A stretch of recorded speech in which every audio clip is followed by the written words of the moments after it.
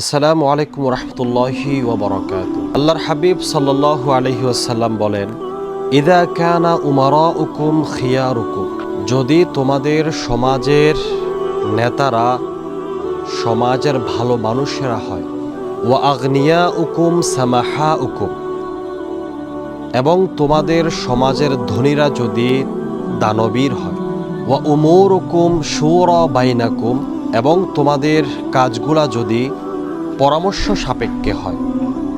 এই তিনটা কাজ যদি তোমাদের জীবনে সঠিক হয়: এক, তোমাদের নেতারা যদি ভালো হয়; দুই, তোমাদের ধনী মানুষটা যদি দানবীর হয়; তিন, তোমাদের কাজকর্মগুলো যদি পরামর্শ সাপেক্ষে হয়।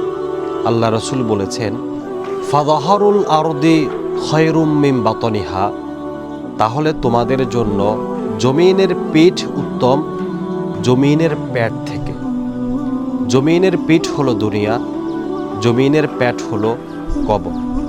অর্থাৎ রাসূল বলতে চেয়েছেন, এই তিনটা জিনিস যদি তোমাদের জীবনে ভালো হয়, তাহলে তোমাদের জন্য মরার চাইতে দুনিয়াতে বেঁচে থাকাটা অনেক ভালো।